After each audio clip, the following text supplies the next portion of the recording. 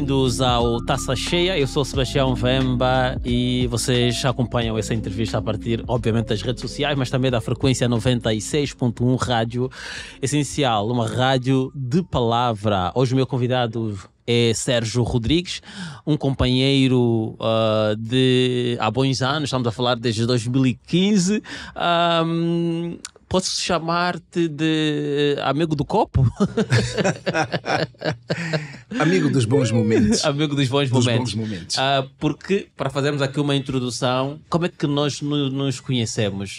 Claro que eu já te conhecia, né? Sim, sempre igualmente.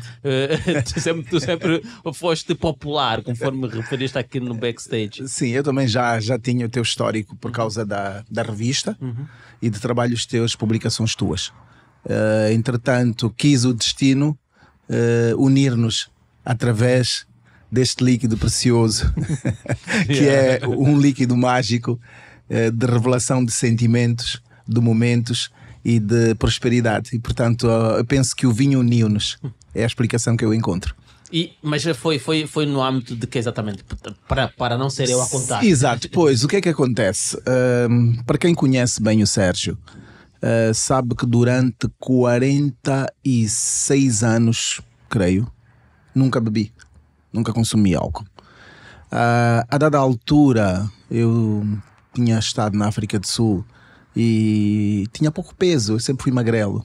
E um médico uma vez disse-me que se eu quisesse ganhar peso, devia, em vez de consumir refrigerantes e sumos, coisas doces, devia substituir por uma taça de vinho, portanto meia taça inicialmente, aos bocadinhos, tanto branco como o tinto, de preferência o tinto.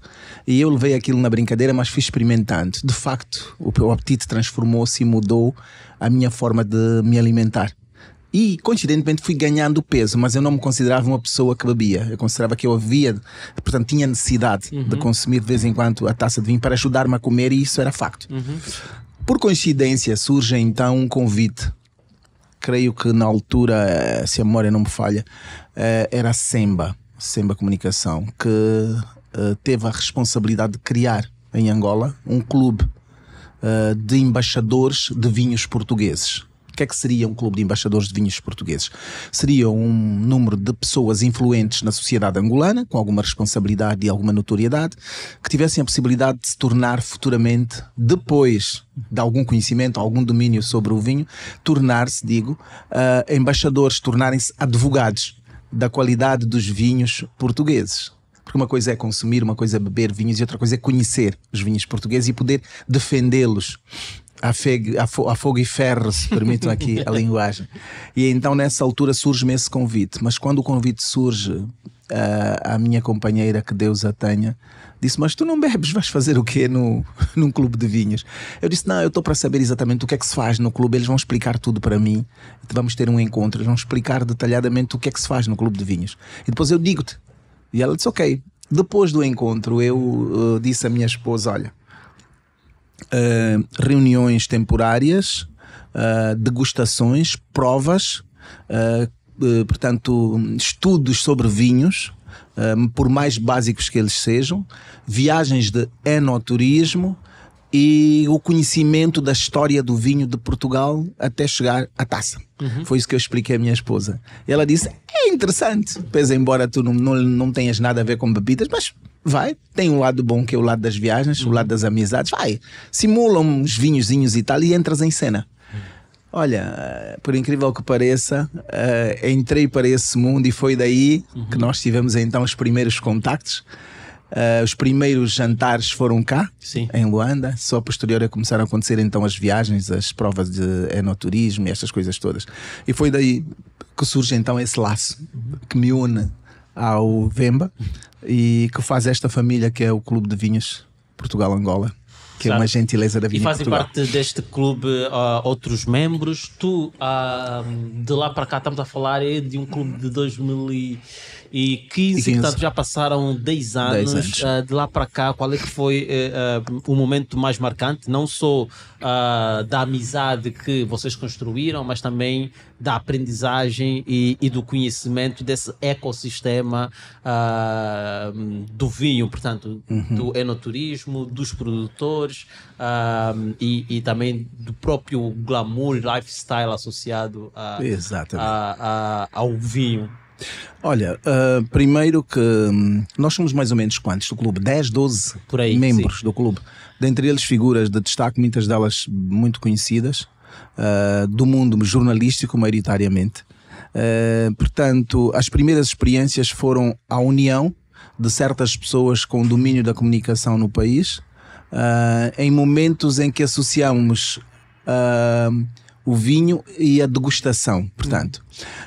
Daí para frente nós conseguimos perceber que o vinho é muito mais do que uma bebida, porque aí começa de facto o querer entender primeiro a história do vinho, depois trazermos à mesa uma série de questões que fazem parte da nossa realidade, sim, em todas as vertentes, social, económica, desportiva, política e tal, e depois mesmo assim, no seio de toda essa miscelânea toda, ainda assim nós conseguirmos abordar questões pessoais, familiares e no final de tudo conseguirmos dar uma determinada nota a determinados vinhos.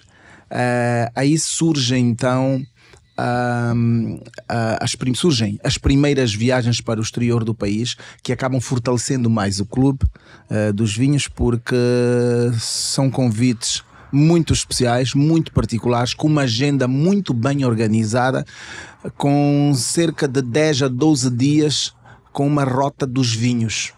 Assim como, por exemplo, quem já esteve na África do Sul sabe mais ou menos o que a Rota dos Vinhos é uma agenda preparada devidamente, onde nós beneficiávamos dos bilhetes de passagem. E estas em particular foram em Portugal. Foram em Portugal. Tu tinhas ido à África do Sul antes de o clube se Não, ter... da África do Sul surge por causa do clube. Surge por causa foi do depois, clube. A África do Sul foi depois.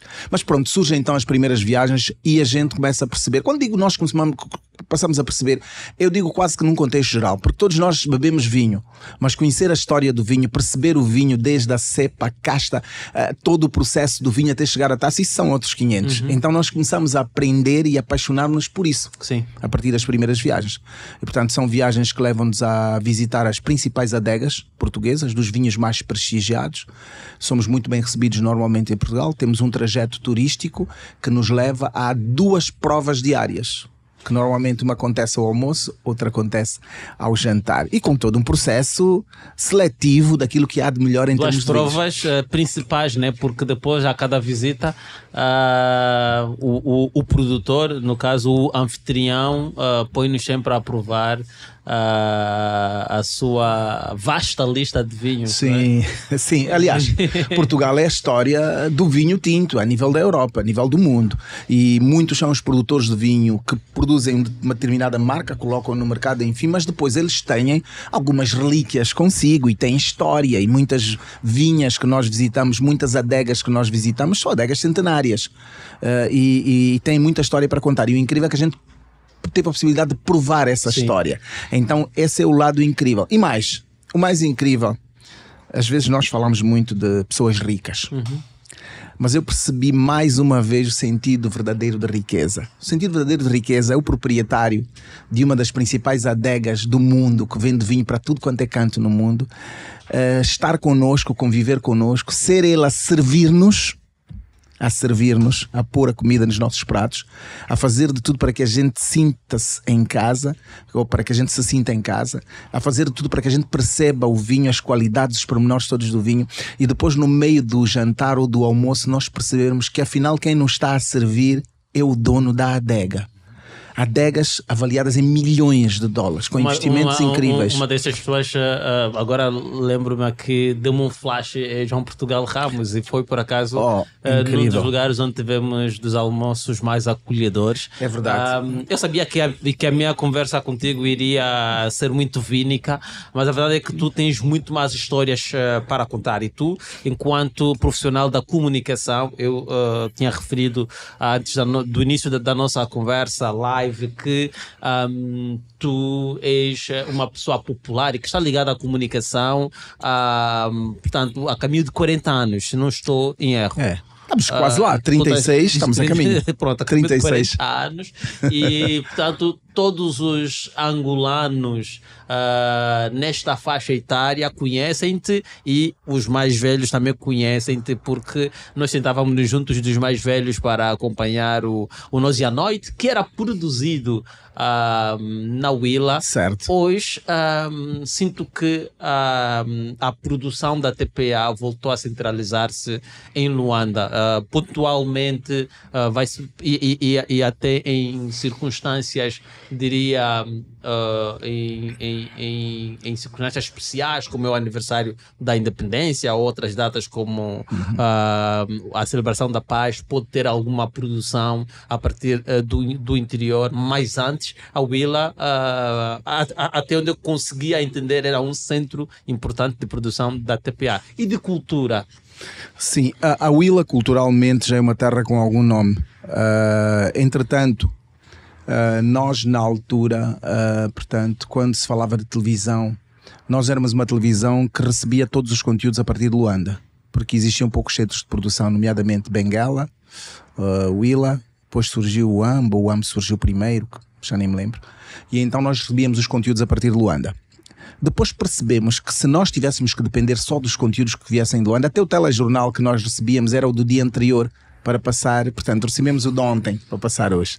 E era realidade, porque tecnologicamente não haviam meios para se fazer televisão, mas havia essa grande vontade, porque as televisões a nível das províncias, ou seja, a nível de alguns centros de produção, existiam como equipas de reportagem e de produção de conteúdos limitados para fornecer à televisão popular de Angola, na altura, para que houvessem conteúdos sobre todo o país. Então, aí começa a surgir a grande vontade de nós também, com meios precários, produzirmos alguma coisa. E é incrível que essa intenção não era de produzirmos nada para a grelha nacional, era local. Era do tipo, puxa, nós não podemos também fazer alguma coisa aqui, porque nós víamos os programas de Luanda, Finalmente Domingo, Arco-Íris, Opção, produções a sério naquela altura, e nós pensamos, mas se nós fizéssemos também alguma coisa a nível local? Então, com meios precários, nós começamos a produzir uns programas locais. Um deles chamava-se Pôr do Sol. Pôr do Sol era um magazine de 30 minutos, passava aos domingos no final do dia. Não tem que ver com aquele pôr do sol lá na Willa, naquela avenida principal. Por incrível que pareça, era baseado nisso. Tanto é que o genérico que eu tenho ainda em VHS, um dia vou mostrar-te, o genérico do programa Pôr do Sol incluía uma imagem do pôr do sol real da cidade de Lubango, assim como estás a imaginar exatamente. E detalhes. E nós começámos então por fazer conteúdos do Lubango. Depois começámos a ir para o Namibe. Depois começámos para o Cunene e depois já íamos parar a Benguela e começou a estender-se. E depois então desse programa ter conquistado alguma popularidade a nível local, surge uma informação em Luanda de que na Willa o Centro de Produção está a fazer um programa, um magazine que é muito bonito. E Luanda, uma vez dessas, queremos ver que programa é esse que vocês estão a fazer aí. E nós mandamos. E passava a terça ou a quinta? Não, passava aos domingos. Inicialmente chamava-se Pôr do Sol. Só para tu entenderes de onde surge o Nós e a Noite. Pôr do Sol, que passava aos domingos. Eles pedem-nos e acompanham. E eles perguntaram. Gostaram. Em princípio percebemos que gostaram. E eles perguntaram, existe alguma possibilidade desse programa vocês transformarem, mudarmos o nome e começar a passar a nível nacional? Nós ficámos primeiro assustados, porque era uma responsabilidade muito grande. E depois a equipa decidiu que sim. Luís Garrido, Sérgio Rodrigues, Tito, Eduardo Silva e a nossa direção, Graça Mendes, na altura, diretor Graça Mendes, decidiram que sim, vamos aceitar o desafio. Então começamos a produzir um programa que muda de nome, sai de Pôr do Sol e passa a chamar-se Nós e a Noite. Eu lembro que foi em setembro, se calhar de 1991 ou em 90, se a memória não me falha, eu tenho essa primeira edição gravada, que foi o primeiro programa que nós pusemos no ar na Grelha Nacional. Daí então surge o Nós e a Noite. Ok. Que é o programa que... E como é que... vamos continuar a falar aqui sobre esse bicho da comunicação que acabou por atacar uma geração de angolanos na parte sul do país, nomeadamente na Willa. Quando falamos do Sérgio, lembramos-nos também do Matheus Gonçalves, que é da Willa. de onde é que veio a vossa maior influência para enveredarem para a comunicação? Olha, nós na altura tínhamos uma série de vozes da Rádio Nacional e mesmo a nível da emissora provincial da Huila, que eram do Lubango. Eram muitas vozes do Lubango. Eu vou só lembrar aqui, Mateus Gonçalves, Lubango. Cristina Miranda, Lubango. Joaquim Gonçalves, Lubango. Horácio Reis, Lubango. Portanto, a nível da Rádio Nacional haviam também outras vozes que eram provenientes do Lubango. Isto dava-nos um certo orgulho. E nós queríamos fazer algo que não defraudasse o bom nome de grandes vozes que já marcavam a diferença. Porque nós já tínhamos um nome, a província da Huila já tinha um nome a nível da comunicação no país. E há pessoas, inclusive, que foram construir as televisões e as rádios a nível de Portugal, que não importa citar nomes, vieram. Muitos deles saíram da antiga Sá da Bandeira. Então, juntando a esse prestígio que o Lubango já tinha, nós só queríamos fazer alguma coisa que não defraudasse. Porque o Lubango é pequeno. E a censura também é constante. As pessoas com quem tu convives no dia a dia são as mesmas pessoas que assistem aquilo que tu apresentaste ontem. E apresentas hoje com uma falha, com um erro. Amanhã já estás nas mãos do puxão de orelhas. Então nós queríamos sempre fazer o melhor para não defraudarmos a província. E foi daí então que nós tentamos fazer um bom trabalho para honrar também o bom nome que a província já tinha a nível da comunicação. Quem é que te influenciou a seguir o jornalismo? Porque a tua família, dadas as histórias que ouço de ti e de outros colegas nossos, é que estava ligada ao comércio. E tu optaste por seguir aqui os passos da comunicação. Bem, o meu pai era fazendeiro e comerciante com o campo. Comercialização com o campo e fazendeiro, embora fosse funcionário público. As minhas tias, meus tios, todos eram negociantes. Entretanto, tínhamos um primo que era locutor e foi colega de Mateus Gonçalves, que era o Hélder Rodrigues, que infelizmente já não é vivo. O Hélder Rodrigues era locutor. Depois tive o meu irmão, que hoje está na Reforma, foi coincidentemente repórter da televisão pública de Angola naquela época, cobriu a guerra, portanto a invasão sul-africana a Angola, e depois tornou-se o diretor da televisão na Huila. Mas quando eu entro ele já não era o diretor, ele foi para diretor da comunicação social e quem assume as pastas ao nível provincial ou nacional? Provincial. E depois quem assumiu as pastas foi o diretor Graça Mendes. O Graça Mendes assume as pastas. Eu entro para a televisão quando o diretor era o Sr. Graça Mendes. Portanto, nesta altura fui seguindo jornalismo, o meu irmão já era jornalista e com o tempo, por incrível que pareça, algumas pessoas da família foram seguindo a trilha. Eu tenho, por incrível que pareça, uma irmã que cumpriu o seu mandato de diretora da Rádio Nacional no Namibe, que é a Sandra Rodrigues, é jornalista, é minha irmã. Portanto, eu tenho uma sobrinha que está na ZAP, que é produto de um diamante bruto, que é apresentadora, repórter da ZAP. Estou eu, deixa-me ver quem mais. O teu filho está na produção, está na produção audiovisual. E a tua filha? A filha virada para a música. A família tem assim alguma veia artística. Tenho um sobrinho que é músico, para além da filha. Tenho um sobrinho que é o Cássio. O Cássio está aqui em Luanda hoje, vai atuando em tudo quanto é canto. O Cássio também é sobrinho. Portanto, existe assim uma veiazinha um bocadinho artística no seio da família, porque eu considero locução, apresentação algo ligado à arte. Portanto, eu considero representação. É uma veia artística que eu sinto que está no seio da família e sinto que há mais alguém que ainda vai acabar por seguir a mesma trilha. Os netos ou os sobrinhos? Se calhar, é uma profissão apaixonante, não vale a pena pensarmos que é uma profissão que nos vai trazer grandes frutos económicos. Traz-nos prestígio, reconhecimento social e algum respeito. Isso é verdade quando fazemos bem o trabalho. Tornamos-nos populares e não famosos. Exato. E então, qual é que é a diferença entre o famoso e o popular? É simples, é que nós somos apresentadores, eu sou apresentador há 36 anos e não consigo atingir o glamour e a riqueza de quem é apresentador há 10 anos no Brasil.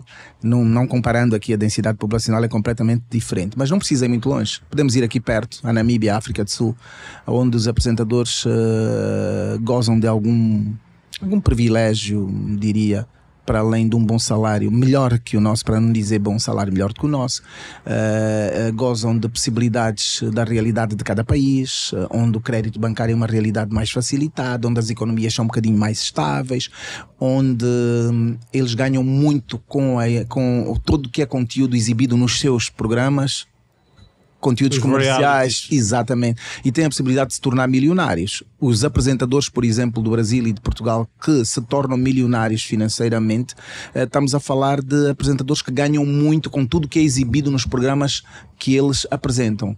Nós somos funcionários e fazemos o trabalho que a cadeia nos solicita.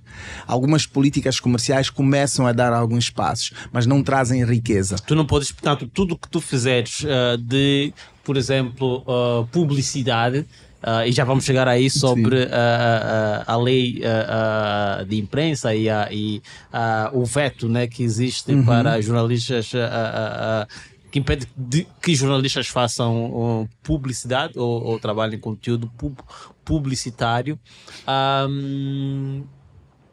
Tudo que tu fizeres é para a cadeia televisiva, mesmo quando o contrato te chega diretamente, tem que passar pela cadeia televisiva? Não funciona bem assim. A realidade da publicidade, podemos assim dizer, a nível de Angola, ou dos rendimentos comerciais e publicitários em Angola, é simples.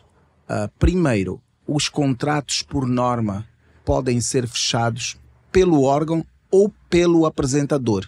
Eu posso chegar na minha televisão, permitam o termo, e dizer que eu tenho um amigo empresário que se chama Vemba, que fornece vinhos para Angola, e ele quer fechar um contrato de 100 milhões connosco.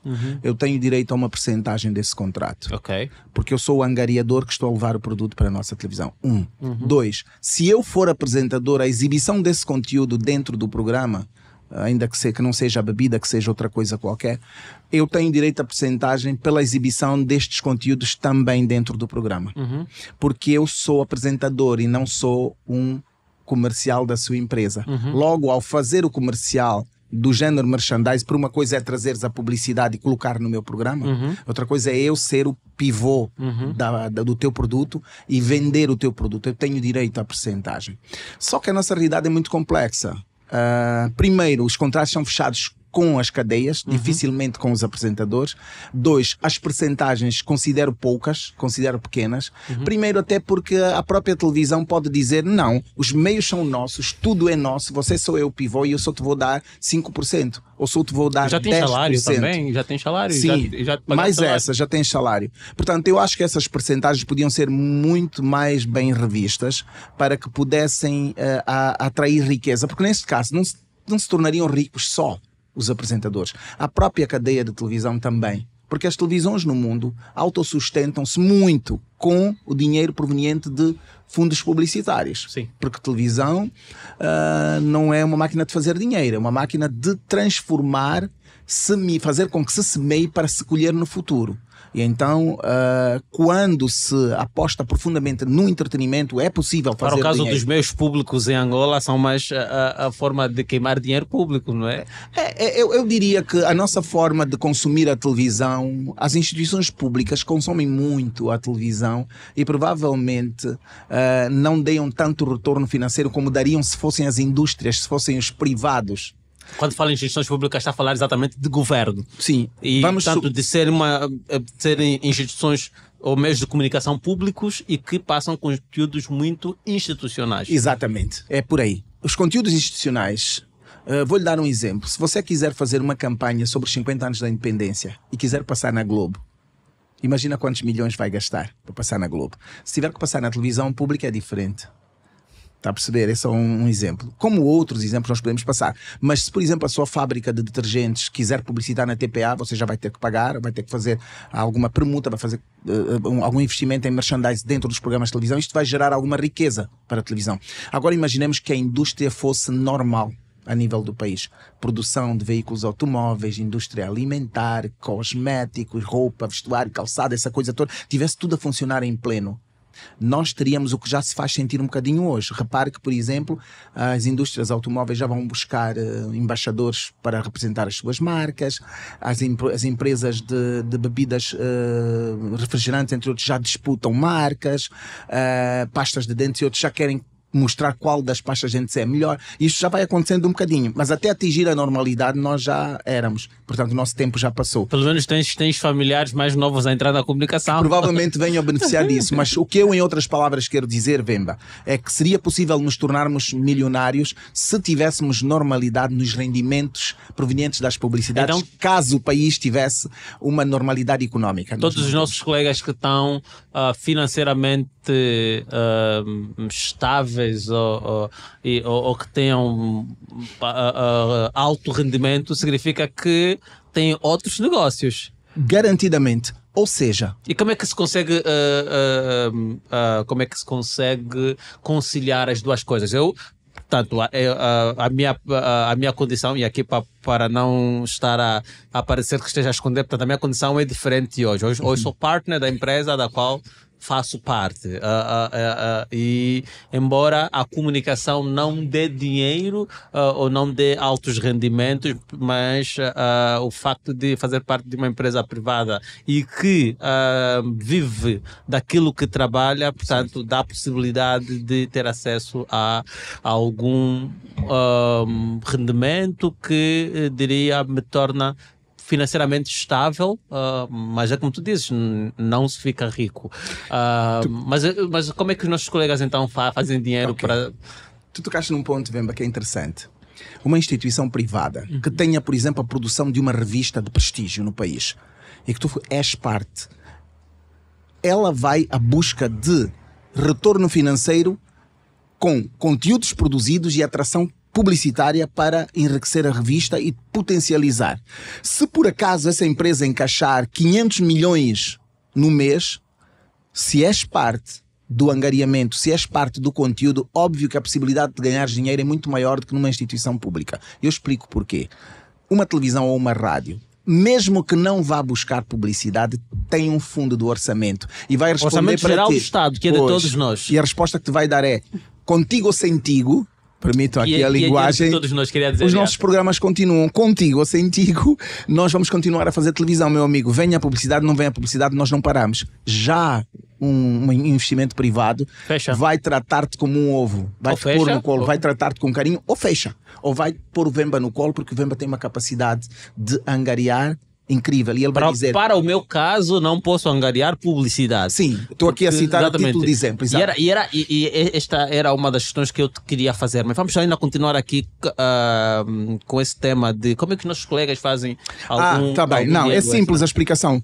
Todos os apresentadores, a maior, não digo todos, posso dizer que a maior parte dos empreendedores que são meus amigos, por quem eu tenho muito carinho e muito respeito, têm a mesma rotina que nós temos. Acabamos sendo, portanto, verdadeiros negociantes de uma série de empresas para todas as vertentes possíveis e imaginárias para podermos sobreviver. Eu posso ter até um salário. E nisso tudo onde é que fica a ética? Não, a ética implica muito mais os jornalistas de carteira. Então tu não tens carteira? Eu sou da área de entretenimento, sempre fui. Durante 36 anos eu sou apresentador de entretenimento. Sinto-me livre disso porque eu sou, para além de entertainment, eu sou comercial. Em circunstâncias normais, as próprias televisões podem ganhar muito mais dinheiro connosco se de facto forem fazer grandes negociações, quando essas empresas quiserem o rosto do Sérgio, do Joaquim ou da Antónia, e essas empresas dizerem, eu quero que seja o fulano, eu quero que seja o fulano. A própria empresa inteligentemente devia dizer, ok, o banco vai pôr aqui 50 milhões, destes 50 milhões nós vamos dar 20% ao apresentador, e o apresentador é que vai vender o produto. O lógico seria isso. Entretanto, o que eu quero dizer é que dificilmente vais encontrar algum apresentador de rádio ou de televisão que se torne rico fruto do seu rendimento no órgão onde trabalha. A não ser que ele seja um entertainment que tenha a possibilidade de fechar N contratos com várias empresas e vai buscar rendimentos aqui e acolá. Por isso é que tu vês vários rostos nossos em várias campanhas comerciais, várias campanhas publicitárias, apresentando vários eventos aqui e acolá, e muitas das vezes causa determinado prejuízo, ainda que seja em pouca percentagem, às próprias instituições que os empregam. Porquê?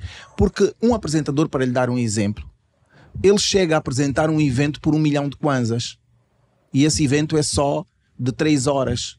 É, por exemplo, numa província, ou é mesmo cá em Luanda. E ele, para ganhar esse mesmo salário na sua empresa, terá de trabalhar o mês inteiro e se calhar não chega a 1 milhão. Então, como é que pensa alguém que sabe que tenho 4 eventos durante este mês e eu no final do mês vou receber apenas 800 mil kwanzas?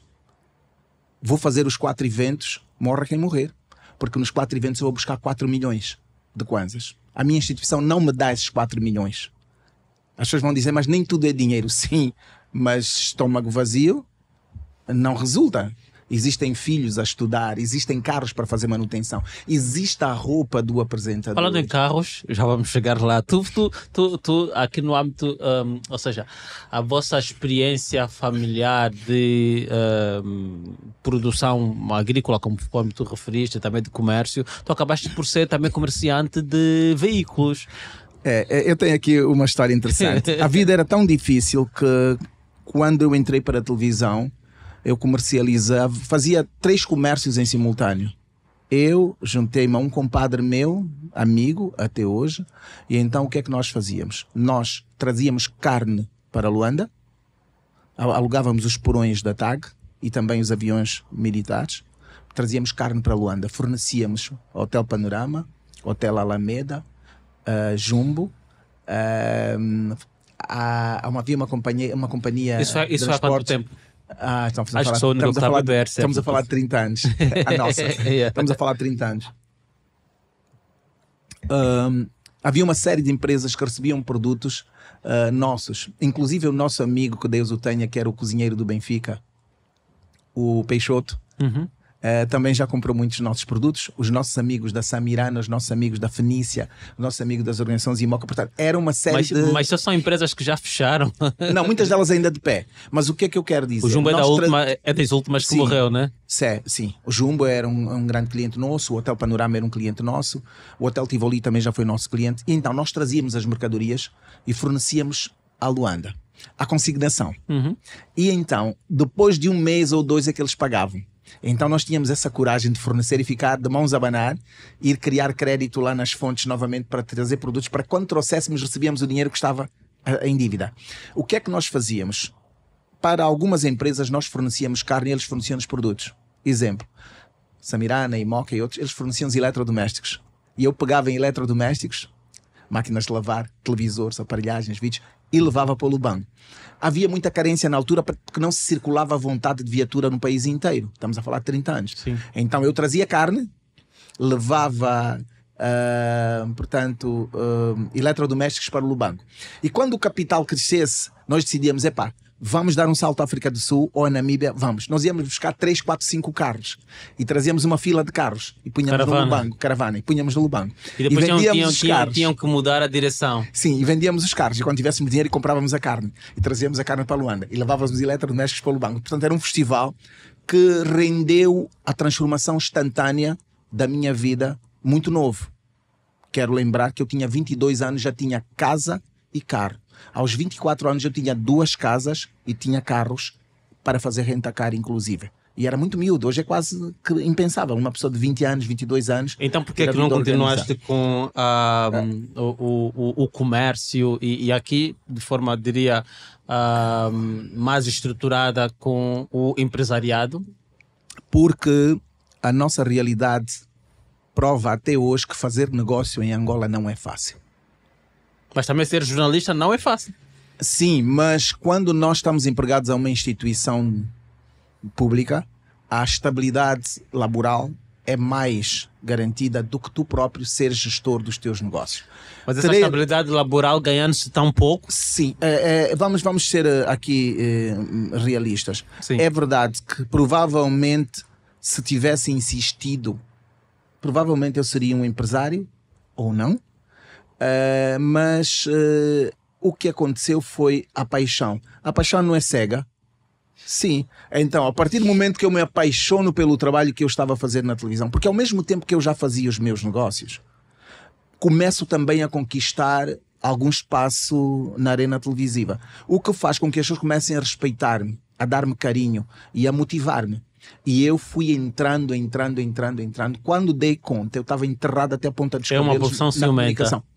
Então foi isso que fez com que eu já não tivesse possibilidade de dar continuidade aos negócios, por um lado.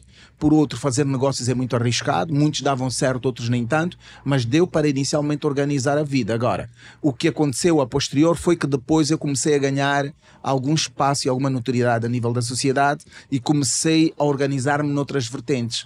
Mesmo assim, ainda tive meu estabelecimento comercial, tive a minha loja aberta, vendia produtos alimentares e eletrodomésticos. Tentei de tudo um pouco. Foram experiências muito boas. E depois de tantas cabeçadas, acabei por ficar só na comunicação, que é a televisão. E estás feliz? Feliz com o que eu faço para além da comunicação, que é o que me mantém. Porque o que mantém o meu prestígio, o carinho, a consideração e por quem eu tenho muita gratidão é o facto de eu ser o Sérgio Rodrigues, apresentador da televisão. Mas quero lembrar, e é importante que isso fique bem claro, as pessoas dizem muito, se não fosse a televisão, não. Nós não vamos para a televisão sentar. Nós vamos para lá trabalhar. Nós não vamos para a televisão saltar zero. Portanto, é preciso também respeitarmos que é fruto de muito trabalho, porque lá dentro da televisão tem milhares de pessoas. Nem todo mundo nas suas áreas profissionais se destaca tanto. Mas há uns que destacam-se porque provavelmente se tenham empenhado mais do que os outros, ou tenham mais carisma para isto e para aquilo e tal. E eu considero que, independentemente da televisão ser o meu suporte, a minha base profissional, a minha imagem, a pessoa que eu sou, há nesse meio muita dedicação, muito trabalho. A minha juventude toda entrega à televisão. Não é em vão que eu estou com cabelos brancos e entrei para a televisão a fazer 18 anos. Estou agora a caminho dos 36 anos de televisão. Portanto, há uma soma de coisas. Televisão sim, trabalho também. Mas hoje os mais novos têm esta garra que estás aqui a partilhar connosco. A malta que tu recebes na televisão, qual é que é a avaliação que tens dela? Olha, no nosso tempo nós não tínhamos muitas opções. Tanto é que a minha segunda opção era fazer negócios. Era ir comprar carros, vender carne e por aí afora. Hoje, qualquer jovem que vá para a televisão, ele vai para a televisão porque já vem com a intenção do que quer fazer em televisão. Ou faz um podcast, ou viu algum projeto que ele quer pôr e tornar real na televisão, ou já tem um sponsor que vai apoiar o projeto dele. Nós não, nós somos trabalhadores que cumprimos as nossas missões, muitas delas resultaram em sucesso. Essa é a grande diferença. Hoje, a possibilidade de alguém se tornar melhor do que nós no passado é muito grande. Existem milhares de fontes para que se possa tornar melhor, para que todos eles possam tornar melhores do que nós. Temos as redes sociais, temos a internet, temos fontes de estudo, temos referências televisivas, temos tecnologia muito mais avançada em todas as vertentes, temos inteligência artificial. Nós temos 1001 formas hoje para termos uma dinâmica televisiva muito mais avançada do que a nossa. Só que no meio disso há uma coisa que é necessário criar. Tu podes ir buscar o que tu quiseres tecnologicamente. Se não criares uma identidade credível, se calhar daqui a 20 anos as pessoas esquecem-se de ti. E muitos de nós podemos parar de fazer televisão. As pessoas vão cruzar connosco e vão dizer: este é o fulano que fez televisão durante X anos. O que é que identifica o Sérgio Rodrigues? Dizem para mim sempre que é a minha simplicidade, a forma transparente e simples de comunicar, linguagem muito terra a terra, e as pessoas dizem que eu sou muito eu, ou seja, não me faço apresentador. As pessoas dizem que o apresentador e o Sérgio são a mesma pessoa. Essa é a análise das pessoas. Agora, tem uma outra coisa que isso já sou eu, é que eu tenho um compromisso social muito grande. Eu não posso desapontar as pessoas que me dão um abraço, as pessoas que me pedem um autógrafo, as pessoas que criticam e elogiam. Como é que desapontarias estas pessoas? Primeiro, prestar um mau trabalho. Segundo, ser ingrato, cuspir no prato onde um dia comi. Falo profissionalmente, falo de querer destratar, humilhar as pessoas que um dia me reconheceram, que um dia me deram a mão, que um dia aplaudiram o meu trabalho. Eu tenho muito cuidado com esses aspectos, porque lá no Quimbo, onde eu nasci, porque onde eu nasci é mato. Como é que se chama a aldeia? Lola. pertence ao município da Bibala, antiga Vila Arriaga, que pertence ao Namibe. E lá onde eu nasci, no mato, o povo que vive nas cubatas de capim não faz as necessidades perto de casa. Faz muito longe, tu nem consegues saber onde é que eles fazem as necessidades. Isso é para dizer que borradas você não faz onde está. Vai fazer lá longe para que as pessoas não sintam o cheiro, para que as borradas que tu fizeres não venham ao de cima. Não quero dizer com isso que nós caminhamos na perfeição. Ninguém é perfeito. Mas é possível nós não cuspirmos e não deixarmos lixeira pelo caminho onde passamos. Podemos precisar de voltar e querer usar o mesmo caminho. E a idade também ensina-nos tanta coisa, Vemba. Que... Qual é que é a mensagem, qual é que é o ensinamento mais importante que essa idade, esses 52 ou 53 anos agora? 50, vou fazer 54. Vai fazer 54 anos. O ensinamento mais importante olha, Vemba, que a idade te concedeu? A vida ensinou-me com o tempo que nós só estamos no mundo de passagem, que é óbvio, que ninguém é mais importante do que ninguém, que o dinheiro não compra tudo, que não havendo saúde não há nada, nem mesmo o dinheiro.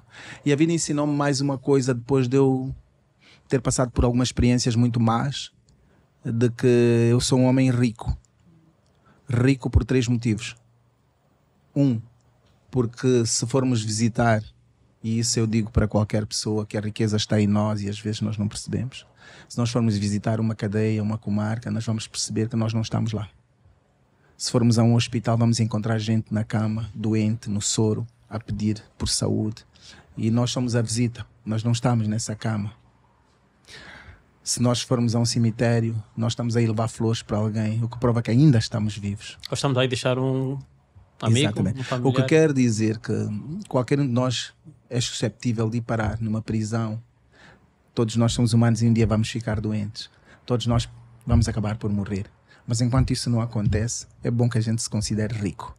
Então, eu percebi que riqueza é isso. Porque eu conheço pessoas com milhões e milhões a deixar o mundo. Dinheiro não é tudo. Eu acho que o dom da vida é a maior riqueza. Podermos estar aqui, partilhar cada momento, por mais simples que ele seja. Mas isso é o que a vida me tem ensinado. E quando a gente percebe isso, passamos a cultivar um pouco mais a humildade. Passamos a perceber que só precisamos de ter motivos para sorrir. Eu penso que é para mim o conceito de felicidade. Ter motivos para sorrir. Quanto mais não seja rir da própria desgraça às vezes, dos erros cometidos. Rir de às vezes não ter dinheiro e chegar à esposa e dizer, amor, essa semana arroz com feijão.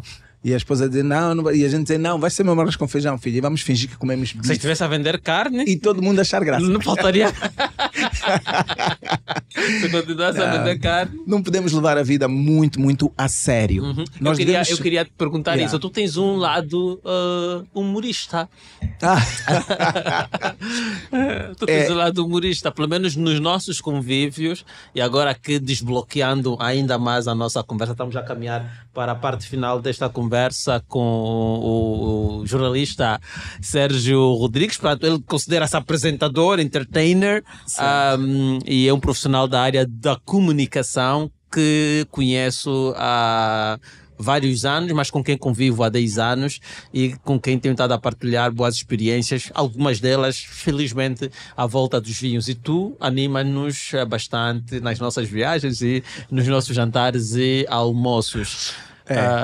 Não, esse lado humorístico é um bocadinho de família.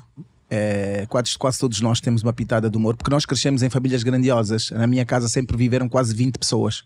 Meu pai é pai de 13 e tinha sempre primo, cunhado, pessoas que viviam em casa. Primo, sobrinho, o senhor que veio da fazenda e tal. A casa dos meus pais tinha 20 pessoas por norma. Okay. E onde há 20 e tal pessoas é uma barulheira, é uma coisa toda assim, uma loucura. E crescemos sempre com sentido de humor. E eu acho que é característico da minha pessoa encontrar piada em tudo. Em quase todas as circunstâncias. Ir a um óbito, eu evito estar ao lado de alguém que seja brincalhão, porque vai surgir muita piada. E vamos visitar um doente, fazemos o doente rir. E está alguém muito triste a viver um problema, a gente fica à procura de qualquer forma, de um jeitinho de arrancar um sorriso dessa pessoa. Eu penso que não há coisa mais linda que vermos alguém a sorrir. Eu acho que é uma coisa muito bonita. E uma das tuas habilidades é imitar vozes. Algumas. Quais são as vozes que mais gostas de imitar? Não, algumas vozes já Tu imitavas a voz do Eduardo Santos? Não, o DJ Eduardo dos Santos é um bocadinho distante, quase que tentava o jeito, mas a voz não. Mas há pessoas como, por exemplo, Cavaco Silva. Como é que ele fala? Deixa-me lá ver, Cavaco Silva, se eu me lembro, assim, gesto de brincadeira. Agora, sabes uma coisa? Eu, ultimamente, tudo o que eu faço e vai parar nas redes sociais, as pessoas depois transformam em memes. Hoje, tudo que tu fazes, não, e tudo que nós fazemos, infelizmente, estamos nesta sociedade, estamos nessa era da comunicação. Mas é o que tu dizes, nós devemos ser autênticos e o aproveitamento do que nós falamos não é de nossa responsabilidade, desde que nós tenhamos consciência daquilo que falamos, em que circunstâncias é que falamos. E, portanto, nós temos aqui, diria, o long term, a longa metragem do que se falou e as pessoas em caso de necessidade repõe-se a legalidade. Exatamente. Não, deixa-me lá ver. Há algumas pessoas, como por exemplo o presidente Cavaco Silva, lembro-me que ele tinha um jeitinho mais ou menos tipo: Presidente José Eduardo dos Santos, é importante salientar que a política portuguesa... Portanto, era mais ou menos por aí e tal. E nós nas nossas andanças brincávamos. Sim. De vez em quando a gente tem tendência de imitar os russos e os ucranianos. Sim. Olha, nós tivemos um motorista ucraniano que nos acompanhou entre Lisboa e Douro e tudo. Depois fizeste-nos lembrar dele o tempo todo porque estavas sempre a imitá-lo. Olha... isso tem um pouco a ver com o facto também da convivência com os russos durante a época do transporte de mercadorias que a gente fazia para Luanda. Então havia sempre os russos naquela linguagem deles do tipo samalhota soviética não leva passanhenha angolana. Tipo, que todo mundo subir para cima, subir para baixo, porque samalhota soviética não leva passanhenha angolana. Portanto, nós naquelas brincadeiras captávamos. Sim. E como por exemplo a história do Ultras Materialas que nós criámos no coisa, que na verdade isso é uma história de um amigo meu que conta que viajaram, eles trabalhavam numa ONG, este meu amigo, o César, um grande amigão, trabalhavam numa ONG e viajaram em missão de serviço e dormiram numa pensão qualquer do município. E durante a noite o estrangeiro, o Osman, não conseguia dormir. Então ele acordou à noite, foi ter com o César e disse: Cesário, eu não mais aquela quarto não good. Ele perguntou: o que é que se passa, Osman? Aquela quarto tem outras materialas. E ele não estava a perceber o que eram outras materialas. E então, quando foram lá ver, o quarto tinha percevejos. Ele queria dizer que não quer mais aquele quarto, porque aquele quarto tem umas coisas, tem uns materiais. Tem outras materialas. Portanto, posso dizer, e não vou fazer isso aqui, não esperem que eu faça, porque em fóruns próprios eu às vezes brinco. Eu consigo imitar uma pessoa que eu acho que eu faria um desafio, não sei se alguém conseguiria. A ministra da Saúde eu imito. E sabe que ela tem um timbre de voz difícil. A ministra Lutukuta. Eu brinco em casa, imito. As pessoas estragam-se a rir. Se for a cantar, imito um pouco o Euclides da Lomba, consigo fazer a voz dele. Consigo imitar o camarada Bento. Tem só, atenção, imitações, porque não quer dizer que a gente tem capacidade de manter a sequência. Não, a gente pode imitar pontos fulcrais dessa pessoa. Deixa-me ver mais quem é que eu consigo assim. O camarada Makutankondo também, mais a irmã Maria do Céu da Igreja Católica, muito minha amiga, era minha convidada de Janela Aberta, que ia muitas vezes ao nosso programa, mas pelo menos eu consigo imitar umas 10 pessoas com alguma fidelidade. Não vou fazer aqui, claro, mas certo. Em qualquer outro fórum. Vamos pedir-te que o faças. Estamos vindo a caminhar já para o final deste Taça Cheia com Sérgio Rodrigues. Obrigado por teres te juntado aqui a nós, a irmos-nos embora. Tinto ou branco? Tinto. Em que circunstância? Portanto, eu tenho uma rotina de vida que não permite que se beba durante a semana. E quando chega o final de semana é tipo, como muita gente tem o prazer de ir jogar pádel, outros vão para o ginásio, eu pego na minha garrafa de vinho e ponho na mesa e digo na minha mulher: olha, quero o prato X, porque eu quero experimentar o vinho X, porque sabe que quem entra para o mundo dos vinhos depois passa a ser uns experimento esse termo, um experimentador de vinhos para o resto da vida. É um aficionado, yeah. Sim, é porque normalmente eu compro vinhos lendo. Eu vou saber primeiro sobre o vinho e depois procuro por ele. E vou aos livros dos vinhos medalhados, os vinhos eleitos do ano, e eu quero aqueles vinhos, quero saber o porquê que eles foram eleitos os melhores. Dizia tinto porque os brancos têm uma tendência, para mim, para o meu organismo, de agirem muito rápido. O teor alcoólico deles dispara muito rápido. E eu não gosto. Mas tem sempre menor teor alcoólico. Sim, mas por incrível que pareça, eles têm, não sei se é por causa dos citrinos, eles têm essa tendência a disparar rápido a sensação de que está a atuar. E então eu prefiro os tintos com os quais eu me dou lindamente. Também pedem sempre comida e portanto estamos a equilibrar os tintos. Os brancos a gente às vezes senta-se à beira da piscina e vai bebendo. Olha, o branco é a coisa mais adequada para a beira da piscina, acertaste em cheio. Agora, óbvio, acho que cada vinho com os seus pratos, e muitas das vezes nós desvalorizamos alguns vinhos porque não estamos com a refeição certa ou não estamos na hora certa para tomar um vinho, ou também às vezes não estamos na disposição certa. Vinho passou a ser, do meu ponto de vista, algo muito sério, e o vinho é um companheiro. É a única bebida que eu conheço com a qual, mesmo que não haja ninguém ao teu lado, tu estás como se estivesses com alguém. Abres uma garrafa e ficas tu sozinho a tomar o teu vinho, a ouvir música, choras, lembras de coisas do passado, pensas em projetos para o futuro. Se tiveres magoado alguém, tu pegas no telefone, ligas para pedir desculpas e tal. O vinho tem essa capacidade, e por incrível que pareça, as pessoas acham que isso é piada, mas o vinho é um grande companheiro, um grande revelador de sentimentos, é um grande acalentador. Portanto, o vinho tem uma soma de propriedades. Então podemos continuar a beber, né? Podemos. E mais do que isso, o vinho é uma bebida que não causa má disposição se não abusares dela no dia seguinte. E é uma bebida que te permite continuar a comer sempre que estiveres a beber. É algo interessante. Agora, é bom que se saiba que vinho, depois das experiências que nós tivemos, das várias viagens que fizemos, importa aqui salientar que nós já conhecemos de Portugal, sem exagero, mais de 60 ou 70 adegas dos principais vinhos, e depois tive a possibilidade também de visitar a África do Sul, e portanto o vinho passou a ser algo que faz parte também do histórico de trabalho. Leio muito sobre vinhos, tento perceber sobre vinhos, aprendo quando estamos juntos, de realçar que estamos com uma pessoa que é, se calhar, dos poucos angolanos ou dos primeiros angolanos que será formado especificamente para a área de vinhos, e então nós vivemos num mundo onde o nosso aprendizado é constante. Cada vez que a gente põe uma taça na boca, a gente está a tentar perceber que vinho é, que casta é, quem produziu, como foi produzido, quanto tempo dura, aguenta na garrafa, não aguenta. Estas coisinhas todas é que fazem com que a gente venha entender perfeitamente sobre vinhos e se tornar um amante e apaixonado pelo mundo dos vinhos. Sérgio, muito obrigado por te juntares aqui ao Taça Cheia e degustarmos juntos este Tavedo, que é um vinho branco de 2022, é da região do Douro, uma das regiões mais bonitas de Portugal, uma das regiões vinícolas. Aquilo é uma coisa incrível, de lindo. Portugal. E já acabaste por conhecer aqui mais 4 castas novas, nomeadamente a Malvasia Fina, o Gouveio, o Rabigato, o Folgazão e ainda o Cercial.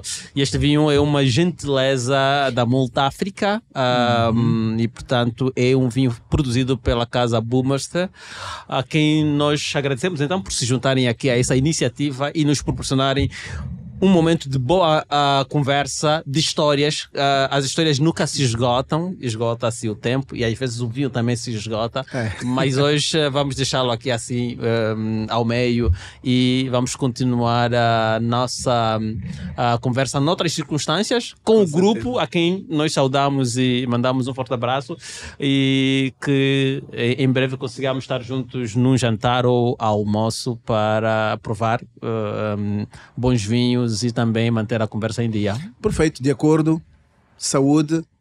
Sempre que possível, tomem um vinho. Para quem não toma, faça qualquer coisa para ser feliz.